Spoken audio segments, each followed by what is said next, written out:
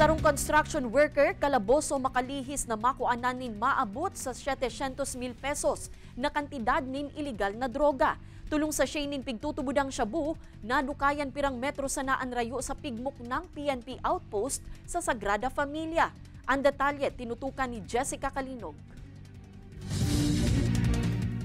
Sanggatos gramo ang kinakarkulong gabat kan iligal na drogang ini, asin basado sa market value. Nasa 680,000 pesos ang kantidad.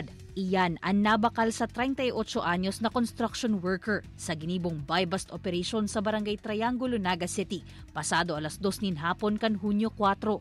Sigun sa PIDEA Naga City, cover story sa nakainian pagiging construction worker. Taini, full-time subot na pusher. Residente kan Banwaan kan Kamarigan, asin nakitransaksyon sana sa syudad ni Naga.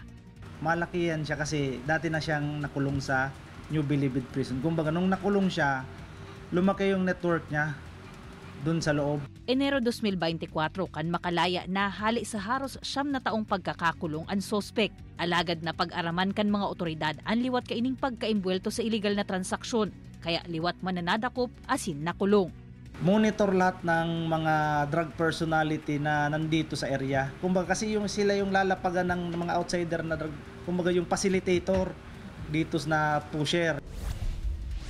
Mientras tanto, tulong sa Shainin pigtutubudang Shabuman ang nadukayan kan subuot naglilinig na barangay Kagawad. Nasa 20 metro sa naan rayo sa pigmok ng PNP outpost sa may talipapa kan barangay Peña Francia kan Hunyo 4. Padagos pa man ang pigkukondusir na follow-up operation kan kapulisan, nganing maaraman kung paano nakaabot sa lugar ang iligal na droga, asin kung sisay ang kagibo kaini. Marurumduman na 5 PNP outposts ang pigbugtak sa Sagrada Familia, nganing maibitarana ang mga iligal na transaksyon sa pigaapod na isla. Kaibanan si Gerald Gandia, Jessica Kalinog, Balitang Bicolandia.